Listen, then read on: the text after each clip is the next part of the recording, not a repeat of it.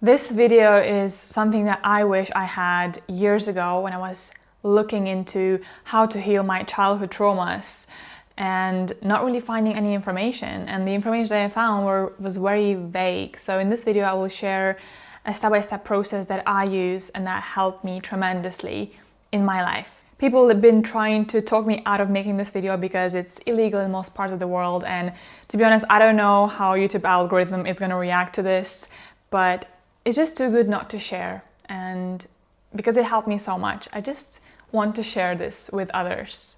Especially now that so many more people are finding out how therapeutic it can be, and then they're trying it by themselves and not really having the experiences that they were hoping for. So I really want to share how to do it in a way that would give the therapeutic benefit. And this video is not about just a fun experience, taking it somewhere in nature and just enjoying your time. You can do it that way, but this video is really about the therapeutic process of it and really intentional use of psychedelic mushrooms to assist in healing, integration, and finding our own inner wholeness. Also, an important note to say before watching this video is that I am not a licensed psychedelic assisted therapist. Also, everybody is so different, and this video simply cannot be a specific advice to a specific person. This will be just guidelines, what I've learned in my own healing process and what worked for me so far. And even though I'm trained in so many other modalities that I will discuss later on in this video and how to integrate them in the preparation and integration phases, I still believe it's best to do such experience with a professional who is trained specifically for that.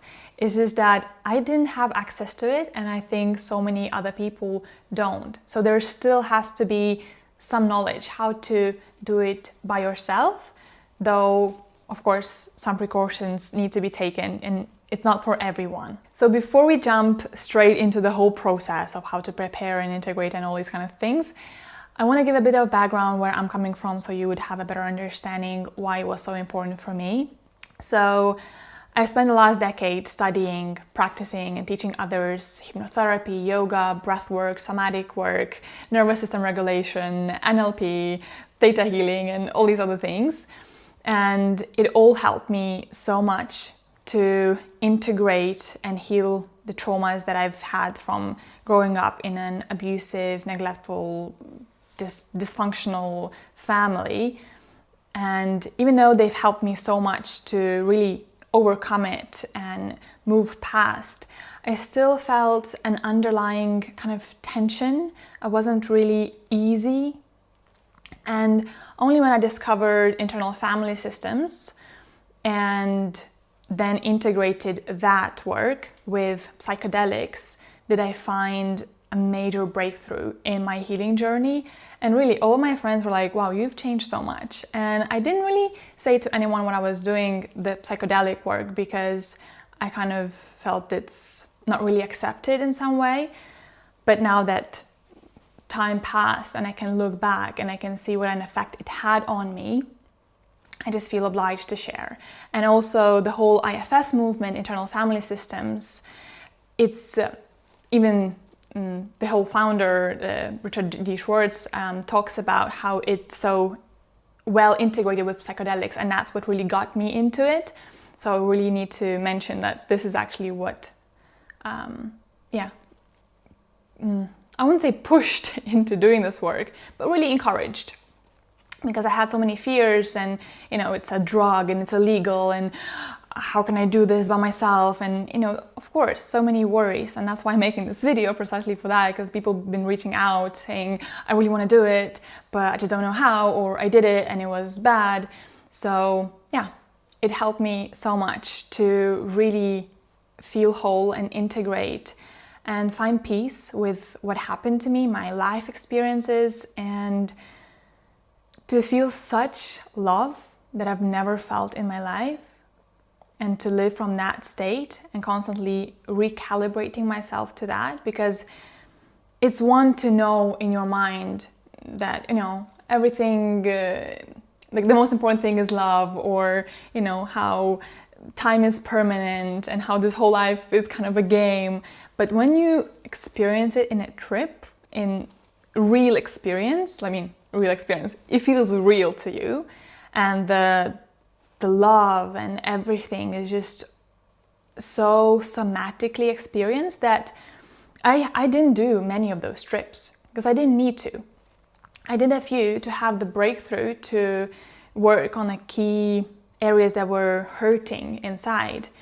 And after that, I don't really need to constantly redo it because I can just come back to that love, to that felt sense of overflowing love and the whole paradox of life and the death and the birth and the remembering and the forgetting and all these other life lessons that I've integrated after my therapeutic magic mushroom trips. And now I don't actually need even to take the mushrooms. I can reconnect to that energy. And in my therapy sessions, when I'm not the therapist, but I am at the client, I just find myself getting into the same state and working through of course it feels different, but it's very similar in a way, and it's really hard to describe. But many people who've tried internal family systems therapy and then went on to do the psychedelic therapy or vice versa say that it's very similar. And for me, after I really get into the inside of my inner workings, like hypnotherapy and IFS, the modalities that I use the most with my clients and practice myself with other therapists, I find myself in the same zone. So yeah, again, this to say that it's not like you have to constantly redo it to feel the love, because no, it's not like that. You feel it, and then that's where the integration comes in.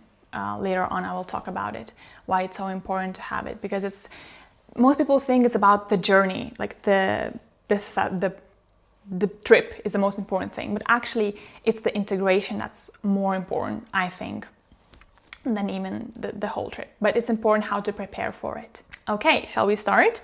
There will be 3 sections. One will be preparation, what you need to do to prepare, then what to expect, how to navigate the whole trip, and then the third will be the integration, what I found best that works to integrate it into my life. So first is preparing your mind and your body for the experience. And first thing is to make sure that it's safe for you to do so. Because if you have any conditions like epilepsy, schizophrenia, some heart conditions, you're taking some medications, you have bipolar, severe anxiety, or other illnesses that would put you at risk in such a process, because it is an intense experience, then you should avoid this or really consult with a professional who does these kind of things. Just don't attempt to do it by yourself, because you can do more harm than good. And if you're healthy, you're feeling quite stable, your mental health you're feeling well. I mean, there are many studies done on depression and psychedelics, and it's very effective. So it's not that you have to be super happy because you're doing psychedelic therapy for a reason, right? It's not that, oh, everything's fine, I don't need anything, because mostly, why would you do it? For fun, for exploration? Well, this is not the video for that. So you do have a reason to do it. Something, you're yearning for something, understanding, healing, finding wholeness, finding different ways of navigating life. So that's perfectly fine. It's just that it shouldn't overtake you. Like if your mental health is such that you just lose all control, severe anxiety, it's best to really consult a professional. Otherwise, preparing your mind, your body is to sleep well, to be well hydrated. I'd best say to eat plant-based, lighter foods a few days leading to the journey, just to prepare your body for the detoxification and the receival of the medicine. Second is setting the intention. So why are you doing this? What do you want to experience? What questions do you want to get answers to? What feelings do you want to resolve? Maybe some situations in the past that you couldn't find resolutions. Maybe some feelings that keep overtaking you, or just a situation that you're feeling stuck in your life. You don't know where to go next, or just anything really. But the more intentional you are, the more you will get from the trip, because really this, I would say, is one of the most important things from preparation, to focus on your intention. Because when you are in the trip, you can still guide it. It's not like other medicine journeys that I've personally not done, but I've heard that, for example, ayahuasca is more intense and it takes you on her journey, and whereas mushrooms, they kind of, you go on your own journey and they are the guides and you can choose where you want to go. Again, I've heard it from others, I've not experienced it myself, but that's why I think intention is so important, because when you are in a journey, it kind of guides you. You get the answers for what you're looking for. And if you just want to explore and have fun, I mean, that's what you're gonna get, so it's not a bad thing. But if you're looking to really heal some past woundings of yours, it can be really, really helpful. I've been going to years of therapy to heal my just abandonment wounds when I was a baby, and just never really seemed to make peace with it, find wholeness in it. And in my first therapeutic journey, I had the intention of healing my childhood and finding peace with it, and it was remarkable. Nothing that I could have ever predicted or experienced, but it kind of just reprogrammed my whole childhood and kind of reinstalled it in me, like the core of me. And I felt so much more stable and grounded and in my true self energy after that. Like really having more access to love, I would say. And I keep saying to people that if not for the mushroom trip, I'd probably not know what true love is, that overpowering, overtaking love. And that was the biggest gift for me. So having the intention allowed me to get to there. I mean, of course, even if you don't have, I guess, the intention, the love will still be there, because it's all about love. But the intention can help you heal those things. So how I would do it is I would think weeks prior about my intention, what I want to resolve or gain more clarity on. And then a few hours or the night before my journey, I would journal, take a few hours and journal all of my intentions, all of my areas where I feel stuck on a piece of paper. And that would be that. The third step in the preparation phase is IFS integration. And how I do that is, well, of course, doing my own IFS therapy work. I have some parts that I've not maybe been able to heal completely. And how it works is that we all are people with multiple parts inside of us. And those parts are protecting some vulnerable parts, the protectors and the vulnerable parts. And you can look into it deeper. I don't want to make this whole video just about that, even though I could. I love IFS so much. But yeah, what the therapeutic, the therapy assisted with psychedelics does is that it helps to soften those protectors. For example, let's say, I can give an example from my last experience, was whenever I would meet with my mom, I would get so tensed up and so controlling and irritated and just wanting to change her. And that was really hurting me, because I had other parts that were loving my mom so much, and it was hurting that I couldn't express that love to her because I had all of that protection. And all of that protection was just guarding my inner child that felt neglected by my mom. And then the protector kind of tried to make up and change my mom so she could be the mom that I always wanted and never had. And I worked on that part in my therapy sessions, and after the sessions I would really feel much more able to connect with my mom through love, through those loving parts, and let go of the expectations or the need to change her that was creating all the tension, that I just couldn't accept her as she was. And when I did a psychedelic journey, and my intention was to work on my relationship with my mom and other close people in my life, why I put up those protections, it softened those protectors and allowed me to integrate. So after the journey, I felt like I no longer need those guards, and it was so much more easy for me to accept my mom. So really, what internal family systems work does is makes us see those parts that are governing our lives, like the manager parts that are always making us control things and overwork or use drugs or food to numb ourselves or any other destructive behavior, to see those parts, and then in the journey we can meet with them easier. And another trip that I had was working on the shame aspect, that I grew up with so much shame, and it was just so overpowering the whole of me. And it was scary to meet with that part in a therapeutic process, unassisted with psychedelics. That was early on in my experience.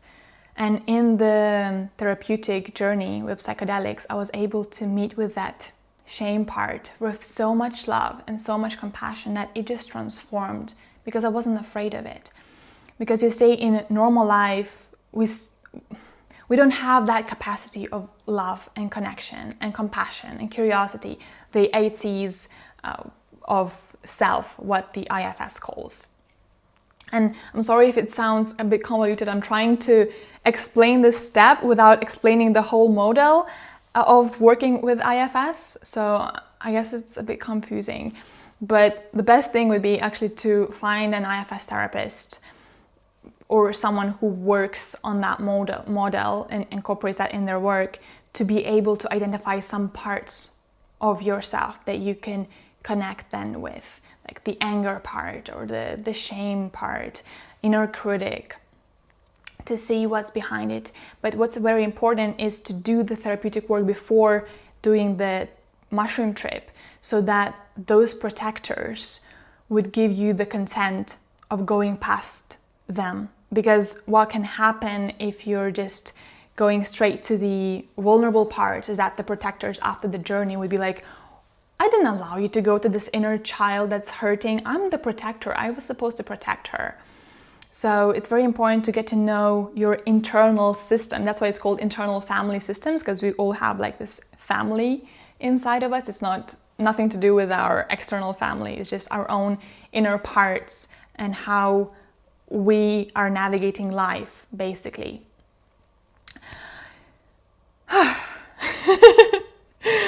Yeah. I don't want to make too long of a video, so I'm just trying to think, how can I put this easier?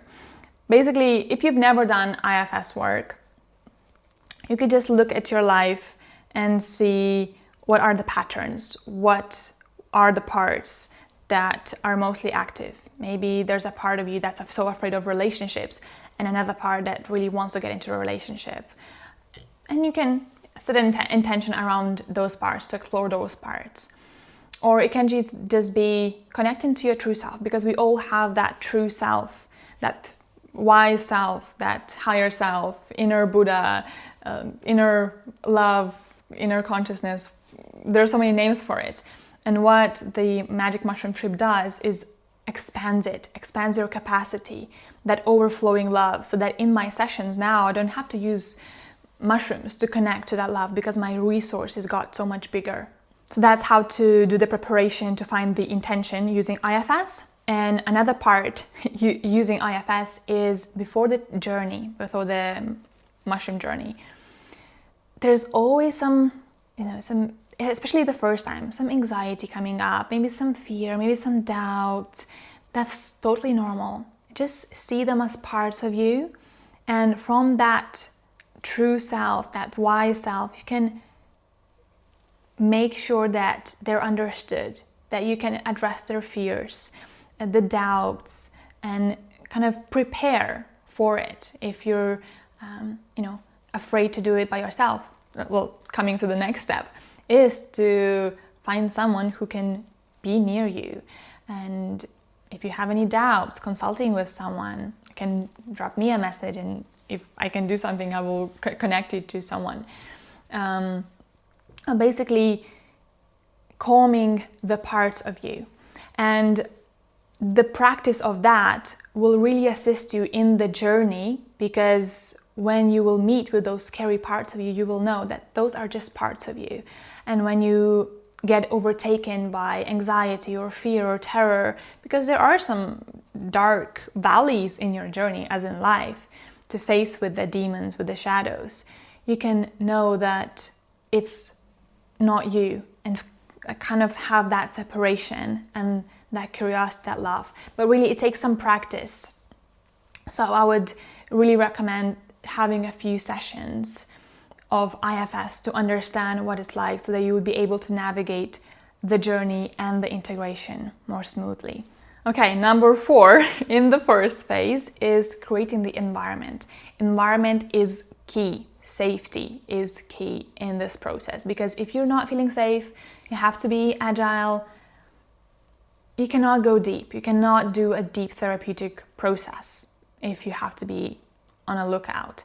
That's why I would recommend to do it in your own home or somewhere else where it's completely safe. Nobody will walk in that's a stranger. You will have access to the toilet. You'll have a comfy bed. Eye mask is a must. Music, I prefer listening music through headphones, so that it would be really internally focused. I would have no outside interruption, because if you're doing it outside, it's going to be more fun, recreational, connecting with nature, maybe with others. It's not really going to be any deep process. Also, there's going to be the risk of someone walking in if it's a public space, and that's the last thing you want when you're going into the dark valleys of your life. If you're doing this as a first time, I'd recommend having a very close friend who's understanding and maybe is also aware of the psychedelic or therapeutic ways of navigating, so that they would be gentle and understanding, because it's very important if you have the need to have the closeness, comfort, ease, to know that there's someone who can always walk in and give you a hug, caressing, bring you water or whatever you need, and just for that safety. If you have access to a trained professional, that's wonderful, and if not, then really have an open conversation with a family member, a friend who can take care of you while you're doing the journey. And of course, music. Music is the most important thing of the whole therapeutic journey, because it kind of guides you through. Music is the guide.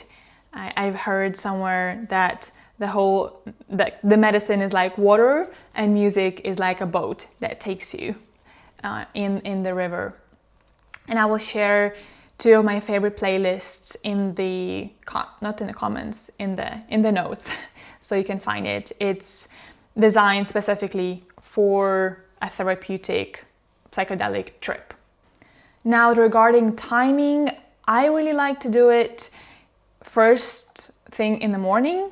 Well, that's all I've ever done. I've heard other people do it in the evening, but I just prefer to do it on an empty stomach, first thing in the morning, so that I could have my trip, and then I could have the slow wind down and integration, and I could really have a good night's sleep, and then the next day I could continue with the integration and feel rested, because doing it at night kind of disrupts the whole sleep cycles, and it's just sometimes can get messed up. Or if you're having the trip after eating something, then again it might not work as well. So the timing, I prefer early morning, right after I wake up. I meditate, I journal, and then I make the drink. So that's A very important thing as well, which I don't find anyone talking about, and I found out about this recipe randomly while I was traveling in Indonesia, but I was so lucky because the first time I did it, the mushroom trip, I felt so nauseous. I like really, it was hard because my body couldn't take it and I felt really sick. And that took away from some of the therapeutic journey. And this cocktail that I found about is making the trip smoother. It's also making it a bit more intense, and they say that it's making it last shorter. I haven't found that in my experience, but maybe that's because my own body is just processing things very slowly. I don't drink any caffeine, any other drugs, any really stimulants, so my body is very sensitive to those kind of things. So I think for me, it just lasts longer, because if we take the same cocktail with my partner, the same amount, he always has it much shorter than me. I have it longer, so take it at that. But none of us have nausea, so that's very good. I will put the recipe down below as well, so you could find it.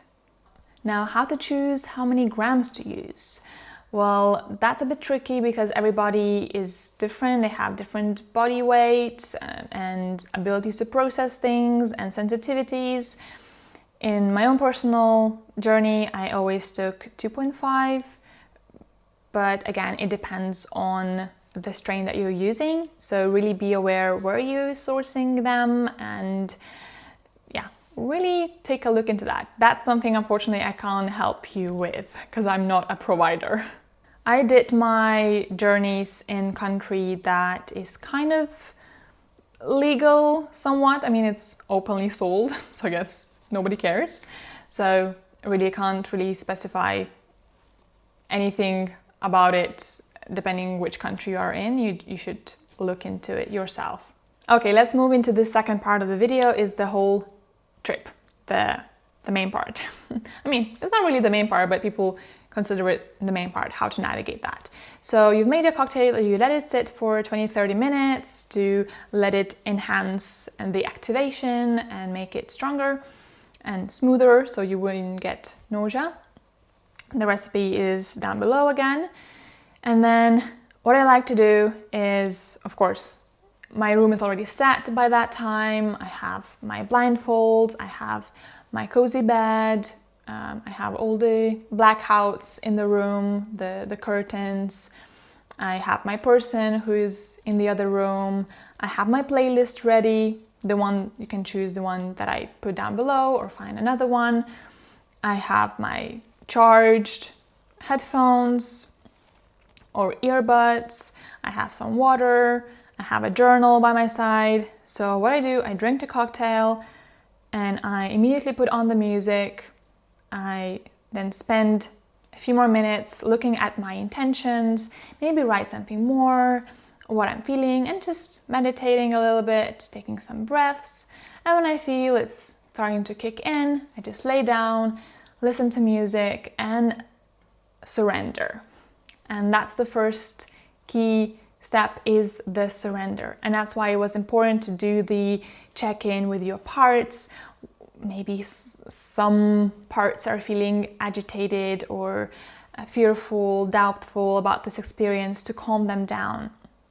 Because if you haven't done that, and you will have the resistance, it's going to be hard. And the first, for everybody is different. What I've heard from my friends is that the initial process is the hardest. There's some fight still. Like the surrender is not, it's not coming so easy. But the more with the bigger surrender intention you come to the journey, to the experience, the easier it will be. So really have that always in mind whenever it's starting and it's feeling difficult. Just remind yourself to surrender, and that you're loved and that you're safe, and this is perfectly normal. And each time it's different, so really just trust the process, allow the guidance, and remember that you are in control. You can always open your eyes and it will stop.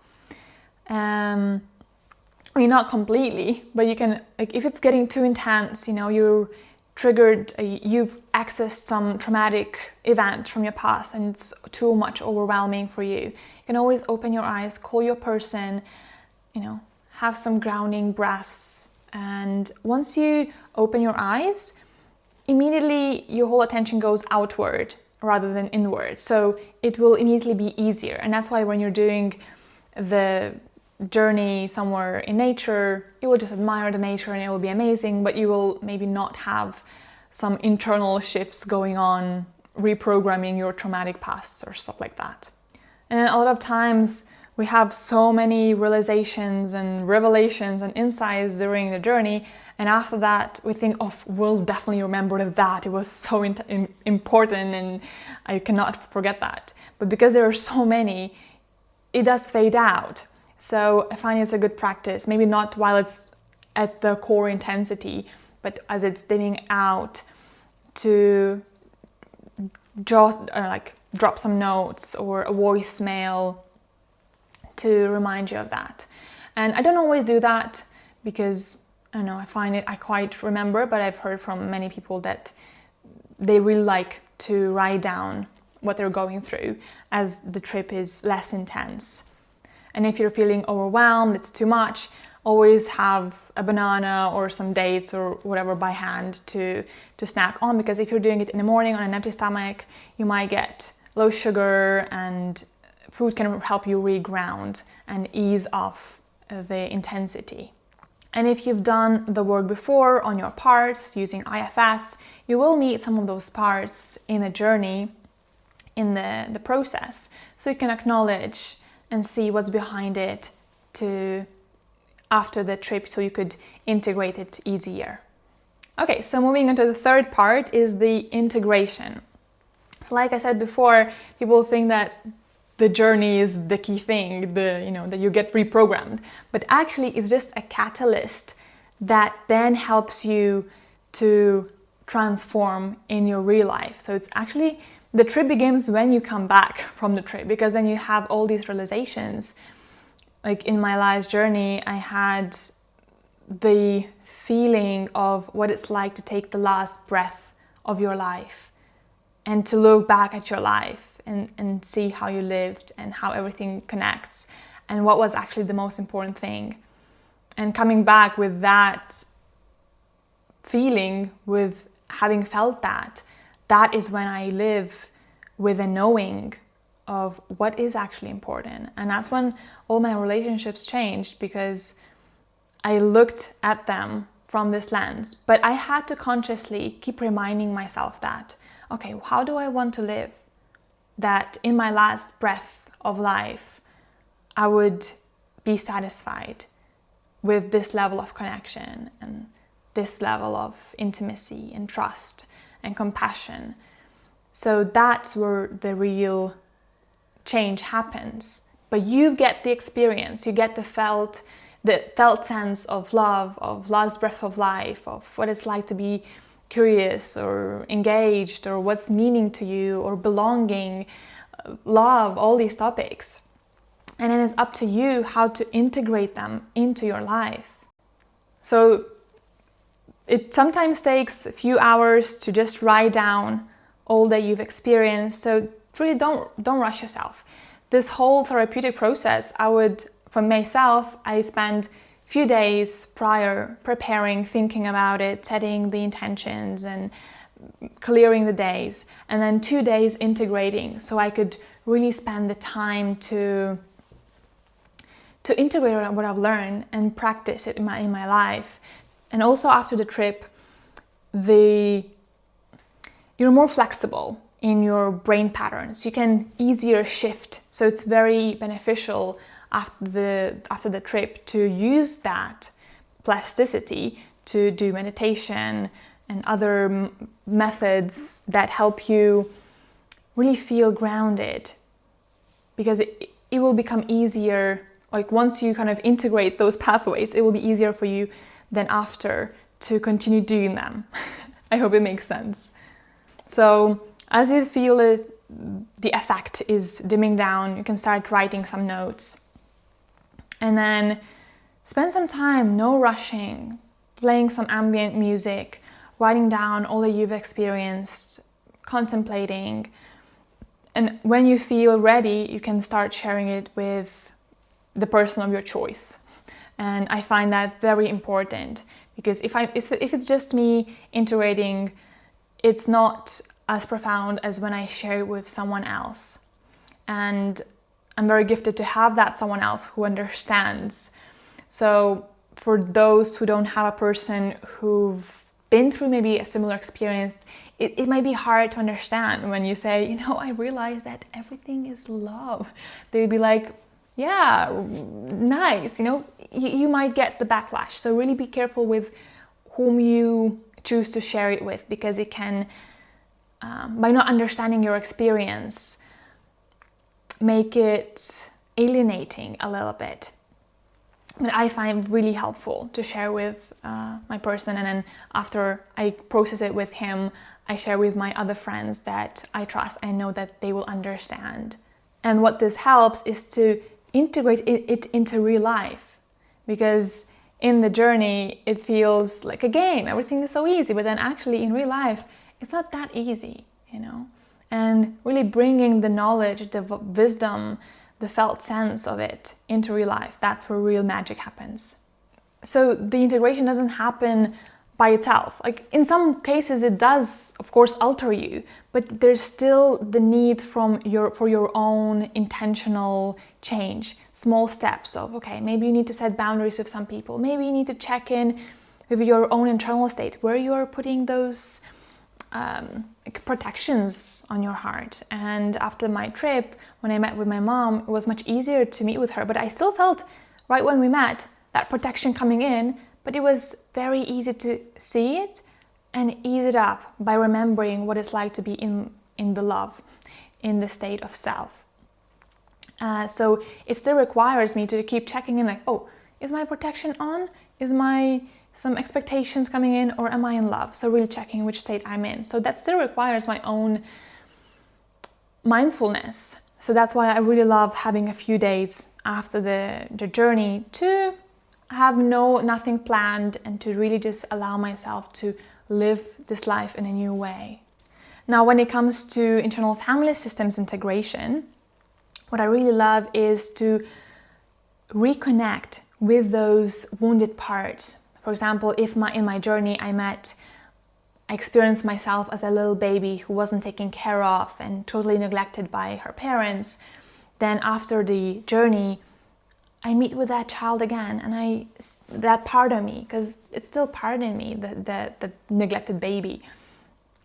And I see how she's doing, and building that trust and connection with the parts that I met up. If it's a shame part, if it's a part that feels inadequate, not good enough, and I'm just checking in with those parts. Very similar to what I recommend and what I do myself after every therapeutic session, whenever we do an unburdening, to keep checking with those parts. How is that protector doing? How is that exile doing? And just building that trust so that it would keep the harmony. Because, you know, if you, in IFS, if you do an unburdening, if you unburden a wounded part, it can get reburdened if you don't keep connecting to that part. So the same with psychedelic therapy. If you've unburdened a massive part of yours, you know, you healed your inner child or any other aspect, you have to keep checking, how's that part doing right now? How's that part doing right now? To really build that harmony. And you can do a visualization that I like to guide my clients through, is you sitting by a bonfire and inviting all of your parts and seeing how you're all sitting in harmony and checking in with them and reminding that they have you, that they can count on your true wise self, your higher self. And that gives them a lot of safety. Then they don't have to keep acting out, guarding you from, you know, all life's struggles, because they have you. They know that you're the powerful, the wise, the loving one that can deal with everything so much better than they can. So keep checking with them. And if you're not familiar with IFS, I really recommend reading the no bad parts or the introduction to internal family systems to get accustomed to this model. But if it doesn't resonate with you, just keep it all together. Everything else that I share is perfectly enough to have a good trip. It's just that for me, integrating IFS into my psychedelic assisted therapy was game changer and really allowed me to go so much deeper with my parts and have finally that constant, never-ending tension ease up. And after those 2 days are over, the integration is not over because it takes months and sometimes years to integrate it. And I still come back to my first experience I had years ago now because it was so powerful, and I keep referencing and I keep reminding myself, because the whole life is about remembering something profoundly and forgetting and getting into the twists of life and then remembering again. So don't be harsh on yourself if you have this big revelation and now you think that you'll be such a loving person and, you know, a week later you're grumpy and something's happening. It's like, it's okay, it's normal, part of life. So I hope you found this video helpful, and let me know in the comments if you have any questions, any more guidance you need. Like I said, I don't do psychedelic assisted therapy, but I do use IFS and hypnotherapy, somatics, and other modalities in my sessions with clients. So if you would like to experience a session like that, you can always contact me or book a free call, assessment call in the notes. And I see you in the next one.